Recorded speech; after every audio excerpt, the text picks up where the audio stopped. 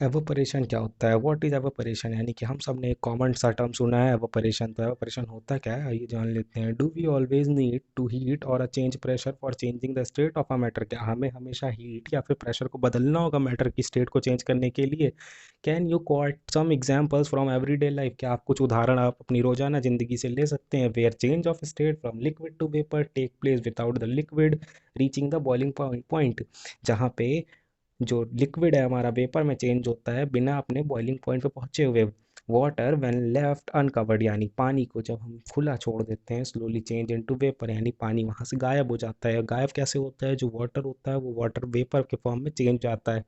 Wait cloth dry, अब जो हमारे गीले कपड़े होते हैं वो सूख जाते हैं। सूखते कैसे हैं? वो पानी जो रहता है वो हमारा वेपर फॉर्म में कन्वर्ट हो जाता है।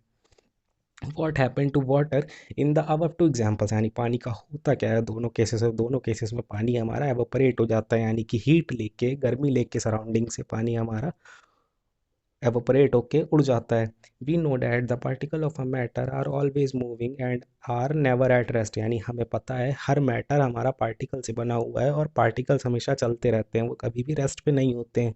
At a given temperature in any gas liquid और सॉलिड, यानी दिए हुए तापमान पे चाहे वो गैस हो या लिक्विड हो या फिर सॉलिड हो, there are a particle with different amount of kinetic energy. जो पार्टिकल्स होते हैं उनमें डिफरेंट डिफरेंट अमाउंट की काइनेटिक एनर्जी होती है। In the case of liquid, a small fraction of particle at a surface having a higher kinetic energy। अगर हम बात करते हैं लिक्विड में, लिक्विड का केस लेते हैं तो लिक्विड में बहुत ही छोटे फ्रैक्शन, बहुत ही कम पार्टिकल्स पे जो काइनेटिक एनर्जी होती है वो बहुत ही ज़्यादा होती है। Is able to break away from the force of attraction of other particle, और ये आसानी से तोड़ा जा सकता है दूसरे पार्टिकल के फोर्स ऑफ अट्रैक्शन से। And get converted into vapour, और ये आसानी से वेपर में बदला भी जा सकता है। This phenomenon of changing of liquid into vapour at any temperature below its boiling point is called evaporation. और इसी फेनोमेनन को, जिसमें लिक्विड हमारा वेपर में चेंज होता है एक निर्धारित टेम्परेचर पे, एक निर्धारित तापमान पे, बॉइलिंग पॉइंट से नीचे, उसे एवापोरेशन बोलते हैं। फैक्टर्स अफेक्टिंग एवापोरेशन, यानी कौन कौन से फैक्टर हैं जो एवापोरेशन पे इफेक्ट डालते हैं। जो रेट ऑफ एवापोरेशन है, मतलब जो वाटर हमारा वेपर में चेंज होता है उस पर कौन कौन से फैक्टर हैं जो प्रभाव डालते हैं या एवापोरेशन इंक्रीज या डिक्रीज कर सकते हैं। And increase of a surface area, अगर हम सरफेस एरिया को इंक्रीज कर देते हैं। We know that the evaporation is surface phenomenon, हम जानते हैं जो एवापोरेशन होता है वो एक सरफेस फेनोमेनन है, सरफेस एरिया के ऊपर डिपेंड करता है।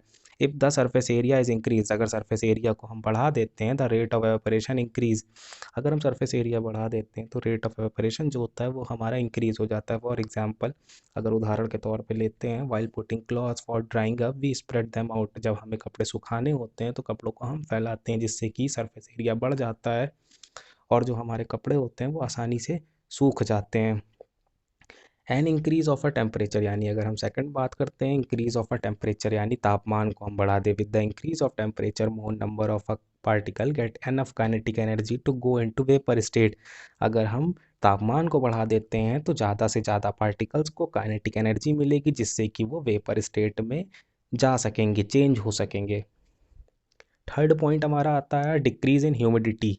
अगर ह्यूमिडिटी ह्यूमिडिटी हमें पता है, humidity is the amount of water vapour present in the air, यानी वाटर वेपर जो होता है हमारे हवा में प्रेजेंट होता है उसे हम ह्यूमिडिटी बोलते हैं। ह्यूमिडिटी को अगर हम कम कर देते हैं, the air around us can not hold more than a definite amount, यानी कि एक फिक्स मात्रा से ज़्यादा हमारी ह्यूमिडिटी को नहीं होल्ड कर सकती। If the amount of water in a air is already high, अगर पानी की मात्रा हमारे हवा में पहले से ही ज़्यादा होगी, the rate of evaporation decrease, यानी रेट ऑफ एवापोरेशन जो होगा, एवापोरेशन हमारा काफ़ी धीमा हो जाएगा, जैसा कि हम सर्दियों में देखते हैं। सर्दियों में हमारे कपड़े आसानी से नहीं सूखते हैं। An increase in wind speed, अगर हम विंड स्पीड को बढ़ा देते हैं यानी कि हवा को काफ़ी तेज कर देते हैं। It is a common observation that a clothes dry faster on a windy day, ये हमारा एकदम साधारण सा ऑब्जर्वेशन है, हम सब ने ऑब्जर्व किया है। जो हमारे कपड़े होते हैं वो जब तेज, जिस दिन हवा तेज चल रही होती है वो आसानी से सूख जाते हैं। With the increase in wind speed, जैसे ही हम हवा की स्पीड को बढ़ाते हैं, the particle of water vapour move away with the wind decreasing the amount of water vapour in the surrounding, जैसे हम हवा को बढ़ाते हैं जो वाटर वेपर हमारा प्रेजेंट होता है वो काफ़ी तेज़ी से मूव करना शुरू करता है विंड के साथ। और इस तरीके से जो वाटर वेपर हमारे सराउंडिंग में रहता है उसको वो कम कर देता है, यानी कि हवा के साथ काफ़ी तेज़ी से जब हवा चलना शुरू होती है तो वाटर वेपर घटता है, जिसकी वजह से रेट ऑफ एवरेशन हमारा बढ़ जाता है।